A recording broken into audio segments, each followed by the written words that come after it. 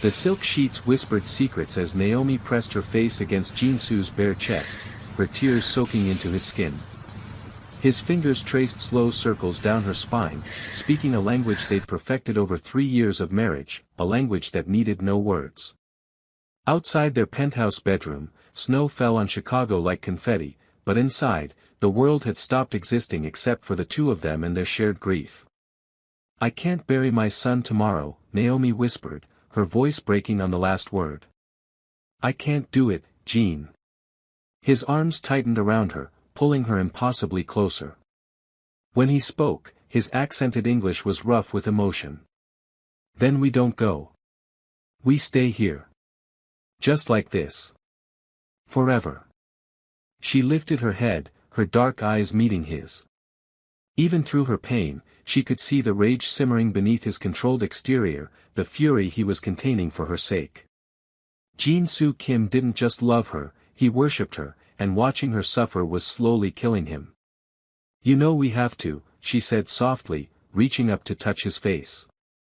"Marcus deserves that much from me. From us." Before he could respond, she kissed him with the desperation of a woman trying to forget, and he met her need with his own, rolling her beneath him as the first light of dawn crept through the windows. "Hey beautiful souls, before we dive deep into today's emotional roller coaster, I want to wish each and every one of you a blessed Christmas season filled with love, joy, and all the warmth your hearts can hold. Now, you already know we're about to serve you premium content, so get comfortable, maybe grab some tissues because this story is going to take you on a journey. Welcome back to the Afro-Korean family, and if you're new here, you're in for a treat. Let's get into this story." 24 hours later, Naomi stood in front of her mirror, her hands shaking as she tried to zip up her black dress. The intimate sanctuary she'd shared with Jin-soo felt like a distant dream now, replaced by the harsh reality of burying her 22-year-old son. Marcus. Her baby. Gone in a senseless drive-by shooting that had nothing to do with him and everything to do with being in the wrong place at the wrong time. Jin-soo appeared behind her, his reflection devastating in a custom black suit that probably cost more than most people's cars. Without a word, he took over the zipper, his touch gentle despite the violence he was capable of. When he finished, he placed a single kiss on the back of her neck. "My men are positioned at every corner of the cemetery," he said quietly. "Security is absolute. No one will disturb the service." She turned to face him. "Jean, I know you're used to controlling everything, but this is a funeral, not a business deal. We don't need an army." Something flickered in his dark eyes, something that looked almost like pity, but he simply nodded. "As you wish. I'll keep them minimal. Invisible." If she hadn't been drowning in grief, she might have questioned the specific way he phrased that, the careful parsing of his promise. But Naomi was beyond questioning anything. She just needed to get through the next few hours. The cemetery was a study in winter bleakness, bare trees reaching toward a gray sky like skeletal hands. Despite her request, Naomi noticed the men in dark suits positioned at strategic points, Jin-soo's people, watching everything with the intensity of trained predators. She wanted to be annoyed, but the truth was, their presence made her feel safer. The service was small. Her sister Jasmine, a few of Marcus's friends from college, some neighbors from the old neighborhood before she'd met Jin-soo, and her entire life had transformed into something unrecognizable. Pastor Williams's words washed over her like white noise, meaningless sounds that couldn't touch the howling void inside her chest. Jin-soo stood beside her like a statue carved from marble, his hand clasped firmly around hers. She knew people were staring. They always stared. The successful black woman and her impossibly handsome, impossibly dangerous Korean husband who commanded respect and fear in equal measure. Let them stare. She was past caring about anything except the casket being lowered into frozen ground. That's when she heard the voice. "Naomi Davis?" She turned, confused. She hadn't been Naomi Davis in 3 years. She was Naomi Kim now. But the confusion evaporated when she saw the white police officer approaching, his hand resting casually on his belt, too close to his weapon. I'm Officer Brennan, Chicago PD. I need you to come with me for questioning. The entire cemetery seemed to hold its breath. Jin-Soo's hand tightened on hers, not releasing her, and she felt the temperature drop as his men shifted, reading the change in their boss's energy. Questioning. Naomi's voice came out strangled. My son. I'm burying my son. Ma'am, we have reason to believe you have information about the shooting that killed Marcus Davis. We need you to come to the station. Jasmine stepped forward, her face twisted with disbelief. Are you serious right now? Her son is literally being lowered into the ground and you want to question her? She's the victim here. Officer Brennan's eyes flickered to Jasmine, then back to Naomi, and she saw something ugly in his gaze. Something she'd seen too many times before in her life, despite all her success, despite her degrees and her business and her powerful husband. She saw hatred dressed up as authority. Ma'am, I can do this easy or I can do it hard. Your choice. She's not going anywhere. Jin-Soo's voice was soft, almost gentle, which anyone who knew him would recognize as the most dangerous sound in the world. My wife is burying her son. Whatever questions you have can wait. Brennan's lip curled as he took in Jin-Soo for the first time, really looked at him. And you are? Her husband. Jin-Soo Kim. Well, Mr. Kim, this is police business. I suggest you step back and let me do my job before I arrest you for obstruction. That's when Brennan made his first critical mistake. He reached for Naomi's arm. He didn't grab her roughly. He didn't need to. The simple act of his hand closing around her bicep, pulling her away from her son's graveside, away from Jin-Soo, was violence enough. Get your hands off her. Jin-Soo's voice had gone arctic, each word enunciated with crystal clarity. Or what? Brennan sneered, and Naomi saw it then, the real reason for this performance. This wasn't about Marcus's murder.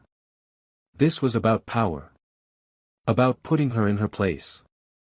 About reminding her that no matter how much money she had, no matter who she married, she was still just a black woman who could be touched, could be taken, could be controlled. You're making a mistake, she said quietly, looking at Brennan with something almost like pity. The only mistake here is you thinking you're above the law. He pulled handcuffs from his belt. Naomi Davis, you're under arrest for obstruction of justice and suspicion of accessory after the fact to murder. The world tilted. Naomi heard Jasmine screaming, heard the pastor's shocked protest, heard Marcus's friends shouting, but it all seemed to come from very far away.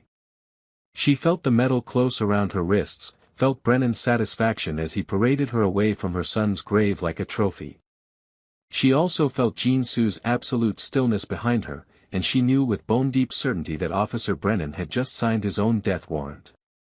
Jean, she called over her shoulder, her voice steady despite the tears streaming down her face. Don't do anything. Please. I'll be fine. His eyes met hers across the distance, and she saw everything there.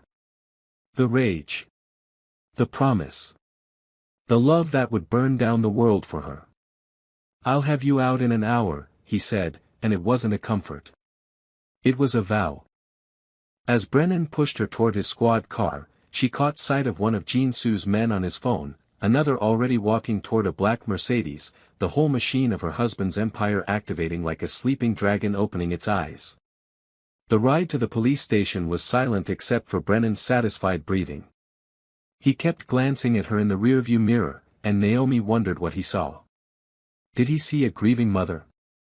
Or just another black woman he could brutalize with impunity? At the station, he paraded her through the building, still in handcuffs, past officers who looked away uncomfortably, past citizens who stared with that horrible mixture of curiosity and judgment. He was making a show of it, she realized. This was about humiliation. They put her in an interrogation room, a gray box that smelled like fear and industrial cleaner. The handcuffs came off, leaving red marks around her wrists. Brennan sat across from her, another officer, a tired-looking black man named Patterson, standing in the corner looking deeply uncomfortable. So, Naomi, Brennan began, not offering her water, not offering her a phone call, not offering her anything. Want to tell me about your son's extracurricular activities? Marcus was a college student. He was studying engineering. He was shot at a gas station. Engineering, right? Brennan leaned back, smirking. Funny how many engineering students end up dead in the hood. Maybe he was engineering something else. Drugs? Guns? The words hit her like physical blows. My son wasn't involved in anything illegal. See, I find that hard to believe. Young black man, expensive clothes, nice car, living in a penthouse. Where was all that money coming from? From me, Naomi said, her voice tight. I own 3 successful restaurants. My husband owns multiple legitimate businesses. Marcus wanted for nothing because we provided for him. Your husband. Brennan's eyes gleamed. Jin-Soo Kim. Want to tell me about him? And there it was. This wasn't about Marcus at all. This was about Jin-Soo. I want a lawyer, Naomi said quietly. Oh, you want a lawyer now? Funny how quick you are to lawyer up. Innocent people don't usually need lawyers right away. Patterson shifted uncomfortably. Brennan, she asked for a lawyer. We need to stop. Shut up, Patterson. I'm conducting an interview. An interrogation, Naomi corrected, meeting Brennan's eyes. And I'm done talking. Get me a lawyer or charge me. Those are your only options. Brennan's face flushed red. He opened his mouth to respond when the door burst open and a man in an expensive suit walked in, his face already set in lines of professional fury. I'm Robert Chin, Mrs. Kim's attorney. This interview is over. Now. If you're loving this drama already, and I know you are, do me a favor and hit that subscribe button. Trust me, you don't want to miss where this story is going. Drop a like if you're Team Naomi and Jin-Soo, and comment below telling me what you think is about to happen, because things are about to get real. Robert Chin was one of the most expensive defense attorneys in Chicago, and he'd clearly been briefed on everything because his first words after getting Naomi alone were, Jin-Soo is handling this. Are you hurt? Did they touch you inappropriately? I'm fine, Naomi said, though she was shaking now, the adrenaline wearing off and leaving her hollow. I just want to go home. I need to. I didn't get to say goodbye. They took me before I could say goodbye to Marcus. Chen's expression softened fractionally. I understand, Mrs. Kim. We're going to get you out of here immediately. They have no cause to hold you, no evidence of anything. This arrest was unlawful, and they're going to pay for it. Where's Jin-Soo? Something flickered across Chen's face. He's managing the situation. He asked me to get you released and take you home. He'll meet you there. Which meant Jin-Soo was currently doing something that required plausible deniability, and Naomi felt a chill run down her spine. It took another 2 hours, 2 hours of bureaucratic nonsense and deliberate delays, before they finally released her. Chen walked her out through a side entrance where a car was waiting, not the flashy vehicles Jin-Soo usually sent, but a nondescript sedan with tinted windows. The driver was one of Jin-Soo's inner circle, a Korean man named Sung who'd been with him since before he'd met Naomi. He nodded respectfully as she got in, but didn't speak. The silence was heavy with unspoken knowledge. When they pulled up to the penthouse, Jin-Soo was waiting in the private elevator, and the moment she saw him, Naomi broke. She fell into his arms and sobbed, 3 years of being the strong woman, the successful business owner, the perfect wife, all of it dissolving into the simple truth that she was a mother who'd lost her child and hadn't even been allowed to properly say goodbye. He carried her inside, his strength effortless, and for a while, there were no words. He just held her on the couch, stroking her hair, his own tears silent on his face. Tell me you didn't kill him, she finally whispered. Tell me Officer Brennan is still alive. He's alive, Jin-Soo said, and she could hear the restraint it took to say those words. For now. But Naomi, I need you to listen to me. This wasn't random. This was planned. She pulled back to look at him. What do you mean? Officer Michael Brennan has been on the Chicago PD for 15 years. He's been investigated twice for excessive force, both times involving black women. Both investigations were dropped due to lack of evidence. He's also on the payroll of the Volkov family. The Volkovs. Naomi knew that name. They were Jin-Soo's rivals, a Russian crime family that had been trying to move into his territory for the past year. This was a message, Jin-Soo continued, his voice hardening. They couldn't touch me directly, so they went after you. They used Marcus's death as an opportunity to humiliate you, to show me that even my wife isn't safe from their reach. Oh God. Naomi's mind reeled. Marcus, was Marcus. No. Jin-Soo's hands framed her face, forcing her to look at him. No, baby. Marcus's death was random, tragic, meaningless violence. But Brennan being the one to arrest you today, at the funeral, that was orchestrated. The Volkovs found out about the service and saw an opportunity.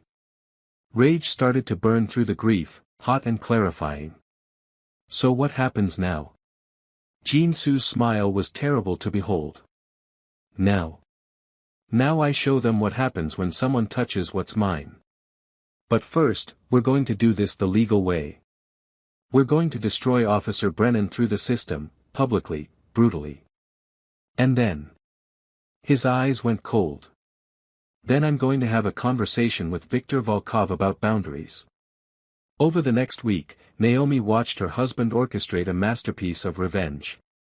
It started with the lawsuit, filed by Robert Chen, $18 million in damages for unlawful arrest, emotional distress, violation of civil rights, and a dozen other charges. The number itself was strategic, high enough to make headlines but not so astronomical that it seemed frivolous. But the lawsuit was just the opening move. Jin-Soo's people went to work with surgical precision. Within 48 hours, the media had the story. Grieving mother arrested at son's funeral by corrupt cop. The optics were devastating.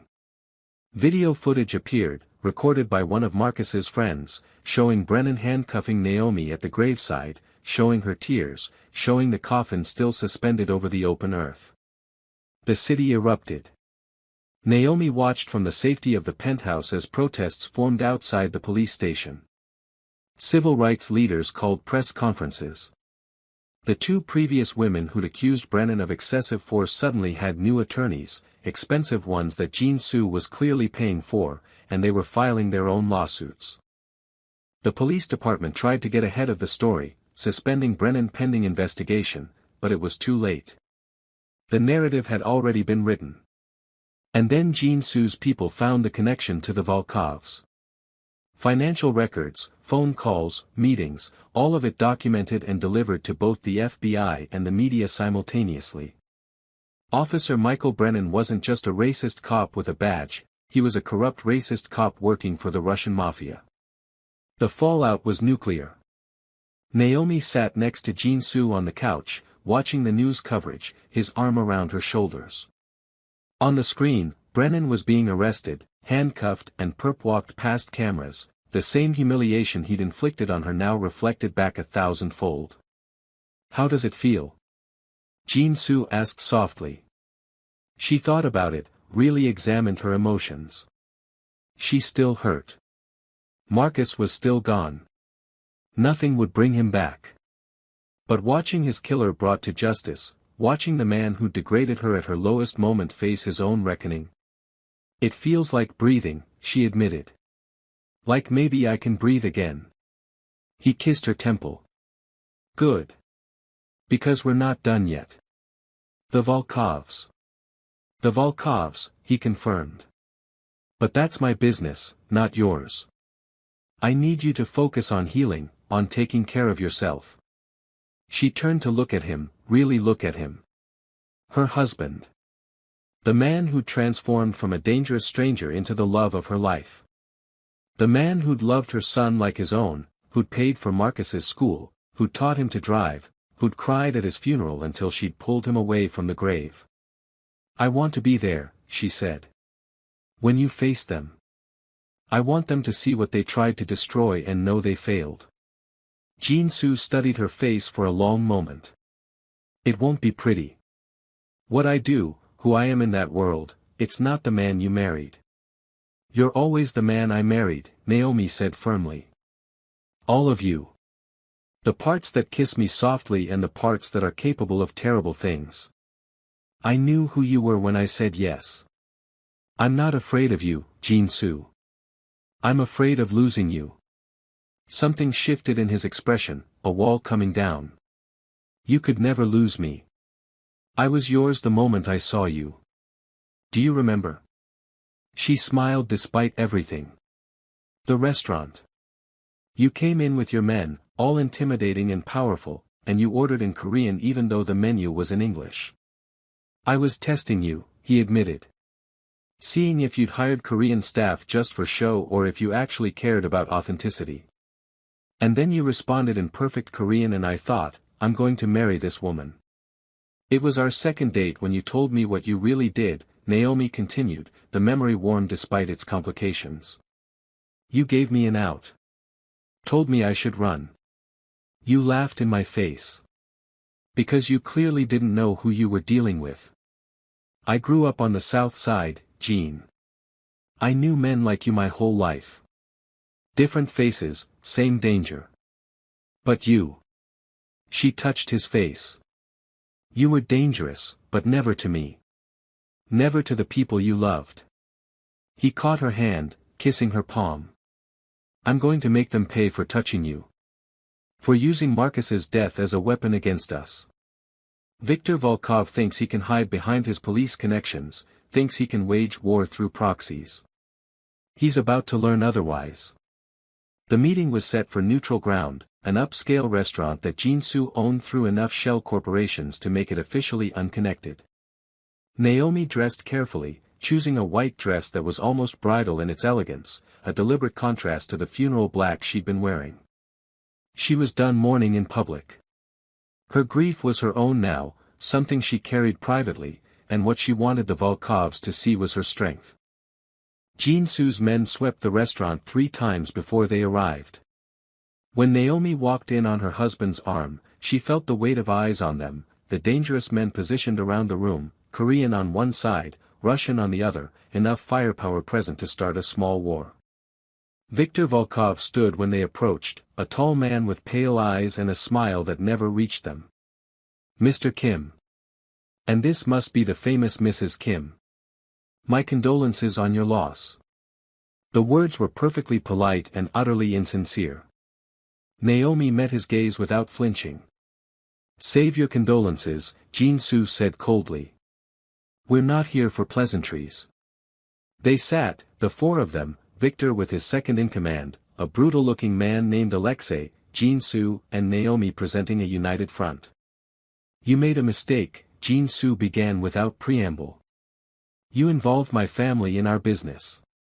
That's unacceptable." Viktor shrugged. "I don't know what you're referring to. If one of your associates had a problem with the police, that's hardly my concern." "Officer Michael Brennan has been very talkative," Jin-soo said softly. "Facing federal charges tends to make men reconsider their loyalties. He's given the FBI a very detailed account of his relationship with your organization. But more importantly, he's confirmed that you ordered him to arrest my wife.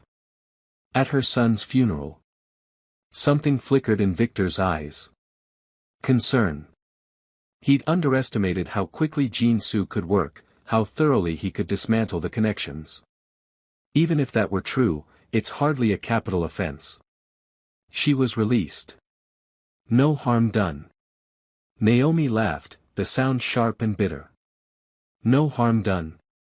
You had me handcuffed and arrested while my son was being lowered into the ground. You used his death as a pawn in your territorial pissing match. No harm done. Victor's attention shifted to her fully for the first time, and she saw him reassess, saw him realize she wasn't just Jin-soo's pretty wife, she was a player in her own right. Mrs. Kim, surely you understand this is business. Nothing personal. You made it personal, she said quietly. And that's going to cost you everything. Right now, I need you to do something for me. If this story has you on the edge of your seat, if you're feeling all the emotions, hit that like button. And comment below, tell me, are we here for the revenge? Are we here for Jin-soo and Naomi's love? What are you most invested in? I want to hear from you. And if you haven't subscribed yet, what are you waiting for? We bring you these premium stories every week. Don't miss out. Victor's smile turned sharp. Is that a threat? It's a promise, Jin-soo said. The lawsuit against Brennan is going to expose your entire police network in Chicago. The FBI is already moving. Your protection is gone. Your territory is forfeit. And if you ever think about touching my family again, I will erase the Volkov name from existence. Do you understand me? The tension in the room was suffocating.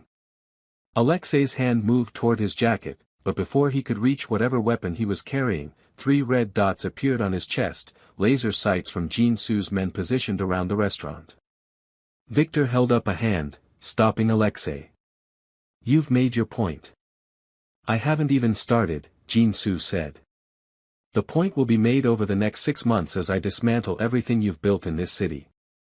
The point will be made when every shipment you have goes missing, when every politician you own suddenly finds their conscience, when every business you run dries up and dies.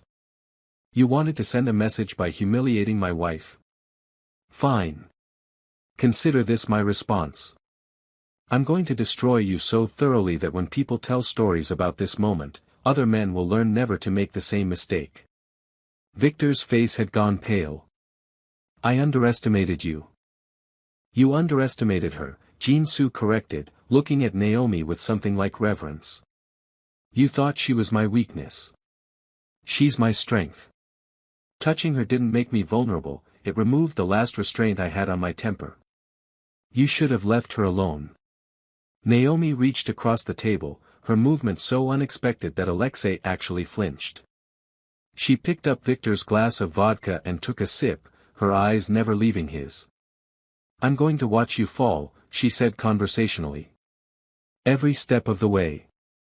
Every business that closes, every ally that abandons you, every piece of your empire that crumbles.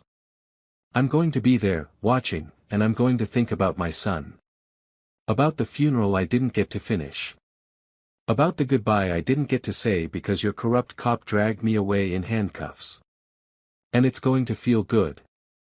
She set the glass down and stood, Jin-soo rising with her. They walked out together, leaving Viktor Volkov sitting in stunned silence, and for the first time since Marcus's death, Naomi felt something other than grief. She felt powerful. In the car, Jin-soo pulled her into his arms. You were magnificent. I was angry. You were perfect. He kissed her, deep and possessive, the kiss of a man claiming his woman, reminding her that she was alive, they were alive, and they had each other. When we get home, I'm going to make love to my wife for hours. And then we're going to plan exactly how we're going to dismantle the Volkovs piece by piece. In that order? Naomi asked, breathless. Definitely in that order. Revenge can wait. You can't. The next months were a study in controlled chaos. True to his word, Jin-soo methodically destroyed the Volkov organization's presence in Chicago. But he was smart about it, working through legitimate channels wherever possible, using Naomi's lawsuit against Brennan as the wedge that opened up everything else. The trial was a media sensation.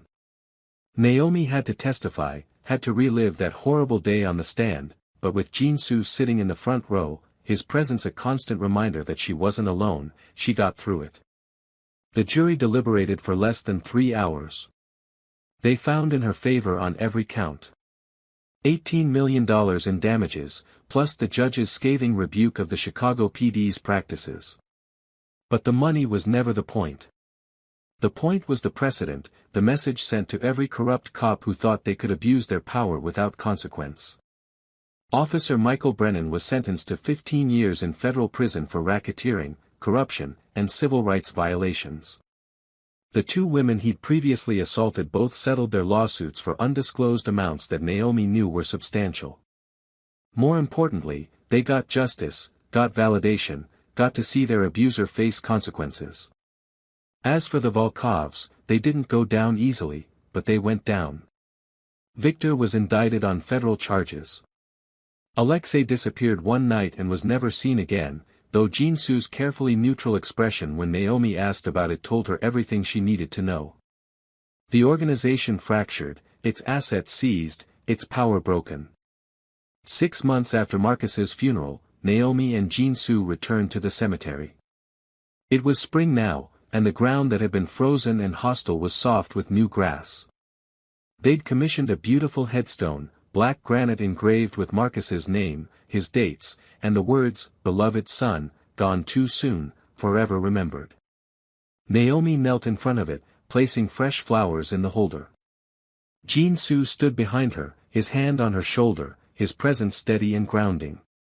"I'm sorry I didn't get to say goodbye that day," she whispered. "But I'm saying it now. I love you, Marcus. I'll always love you. And I promise, your death meant something. It exposed corruption. It brought down evil men. You made the world a little bit better, even in dying. I hope that counts for something." Jin-Soo knelt beside her, adding his own flowers. "I wish I'd had more time with you," he said quietly. "I wish I could have seen you graduate, get married, have kids of your own. But I'm honored I got to know you at all. You made your mother happy, and anyone who makes her happy is precious to me. Rest well, Marcus. We've got it from here." They stayed there for a long time, the powerful crime lord and the successful restaurateur, just two people grieving someone they loved. When they finally left, walking hand in hand back to the car, Naomi felt lighter. The grief would always be there, would always be a part of her, but it no longer defined every moment. She was learning to carry it, to make room for it alongside joy, alongside love, alongside her life with Jin-Soo. "What are you thinking about?" he asked as they drove through the city. "I'm thinking about that night we met," she said. 3 years ago. You walked into my restaurant like you owned the world. I was trying to impress you. It worked." She smiled. "I'm also thinking about how much has changed since then. How much we've survived together." "We can survive anything," Jin-Soo said with absolute certainty. "You and me against the world, remember? You and me against the world," she repeated. That night, in their penthouse bedroom, they came together with the intensity of people who'd faced the worst and survived. Jin-Soo made good on his promise from months ago, taking his time, relearning every inch of her body, reminding them both that they were alive, they were together, they were unbreakable. Afterward, wrapped in his arms, Naomi said, "I want to start a foundation. In Marcus's name. For families who've lost children to violence. Legal help, counseling, whatever they need." Jin-Soo was quiet for a moment, his fingers tracing lazy patterns on her skin. "That's perfect. I'll fund it. Whatever you need, it's yours." "I don't want dirty money," she said carefully. "I need this to be legitimate, clean. Then we'll use your money, the settlement from the lawsuit. 18 million can do a lot of good." She twisted to look at him. "Really? You'd be okay with that?" "Naomi, you could ask me for the moon and I'd figure out a way to pull it from the sky. If you want to turn your pain into purpose, if you want to make sure what happened to you never happens to another mother, then I'll support that with everything I have." She kissed him, soft and sweet. "I love you. I love you more." "Not possible. We could debate this all night," he murmured against her lips. "Or I could show you." "Show me," she breathed, and he did. The Marcus Davis Foundation launched 6 months later with a gala that drew media attention from across the country.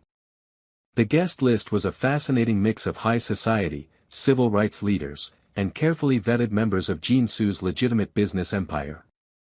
Naomi gave a speech that left half the room in tears, talking about her son, about justice, about the responsibility they all had to protect the vulnerable. And Jin-soo stood in the front row, his eyes never leaving her, his pride evident to everyone watching. After the gala, after the guests had left and they were finally alone, Naomi found him on the balcony of their penthouse, looking out over the city lights. "What are you thinking?" she asked, sliding her arms around him from behind.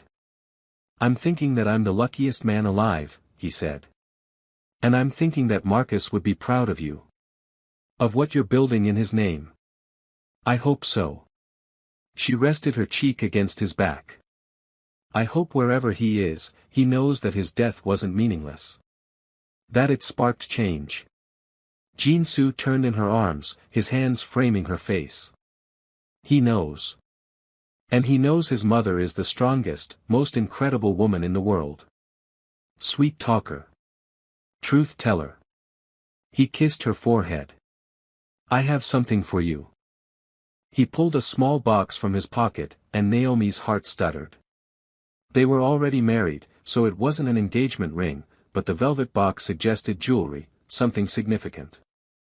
She opened it and gasped. Inside was a pendant, a stunning piece of custom work in white gold. It showed two figures, clearly her and Marcus, embracing, with tiny diamonds creating the illusion of stars around them. "Jin-soo," she breathed. "It's beautiful. So you can carry him with you always," he said softly, taking the necklace and fastening it around her neck. "So he's close to your heart, where he belongs." The tears came then, but they were good tears, healing tears. She pulled Jin-soo close and held on tight, this man who'd loved her through the worst moments of her life, who'd sought justice for her, who'd honored her son's memory in every way possible. "Thank you," she whispered. "For everything. For loving me, for loving Marcus, for being exactly who you are.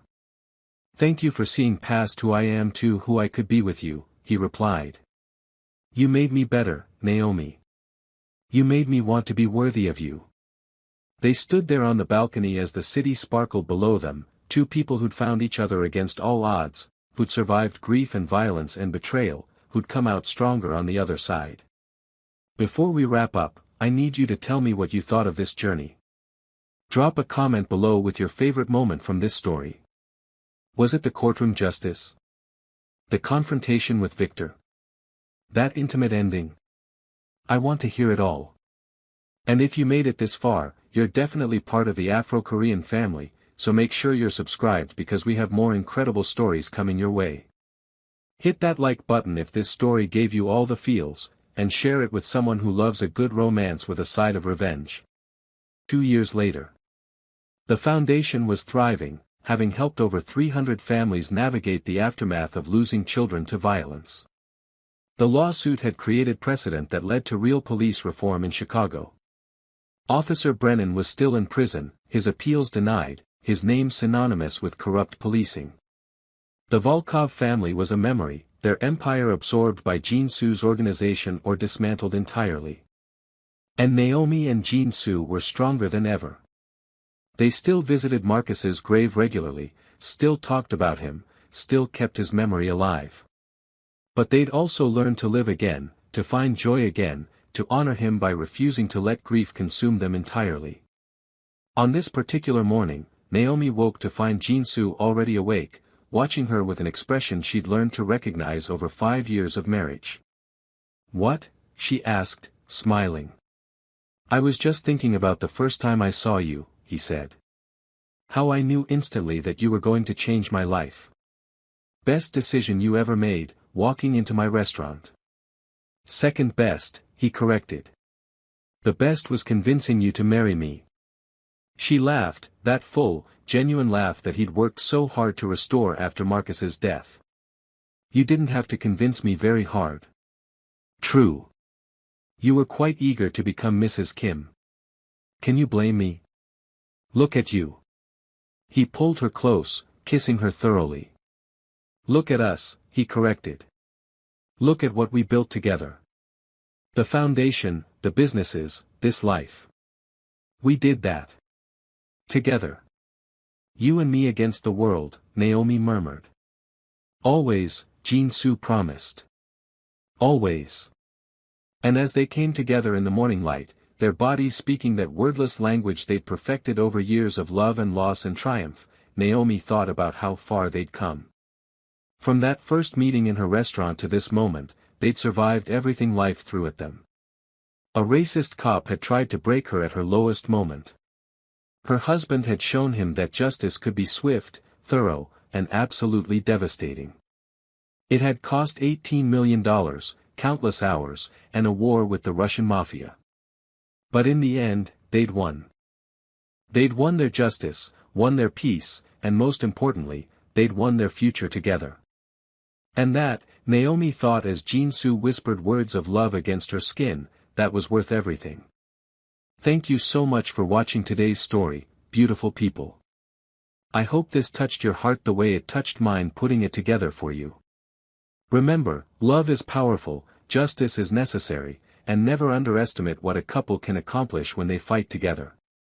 If you enjoyed this, you know what to do: subscribe, like, comment, and share with your friends who need to hear this story. I'm sending you all so much love this Christmas season and always.